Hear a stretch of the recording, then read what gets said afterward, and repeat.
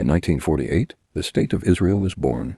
War erupts immediately as 5 Arab nations, including Iraq, invade the newly declared nation.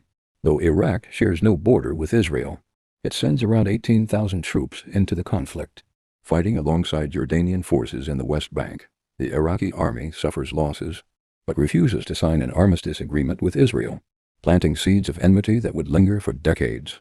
In 1967, as regional tensions escalate again, Iraq joins the Arab coalition against Israel during the Six-Day War.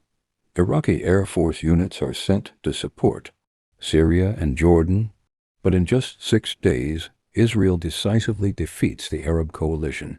Iraq's military contributions have minimal impact but anti-Israel rhetoric in Baghdad grows louder. In 1973, Iraq again answers the call. This time, it sends thousands of troops, tanks, and aircraft to aid Syria in the surprise attack on Israel during Yom Kippur, the holiest day in the Jewish calendar.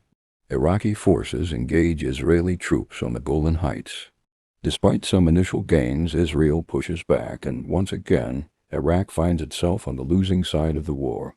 The most direct military exchange between Iraq and Israel happens not during a traditional war, but during the 1991 Gulf War, as the U.S. leads a coalition to drive Saddam Hussein out of Kuwait. Iraq retaliates by launching Scud missiles at Israel, attempting to provoke an Israeli cheap response that would fracture the U.S.-Arab alliance. But Israel holds its fire under intense U.S. pressure and lets the coalition proceed. Over 39 missiles hit Israeli cities, killing civilians and causing massive destruction.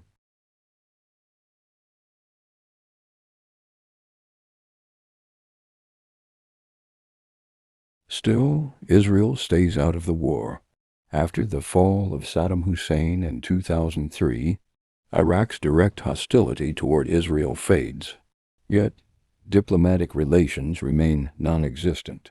Iraq has no embassy in Israel, and vice versa. Iraqi law still criminalizes normalization with Israel. Despite years of indirect confrontation, the two countries have never engaged in a full-scale war. But the echoes of the past continue to shape the fragile peace of the region.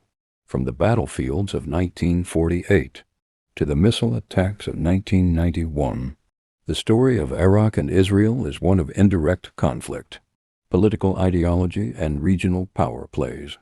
As the Middle East continues to evolve, only time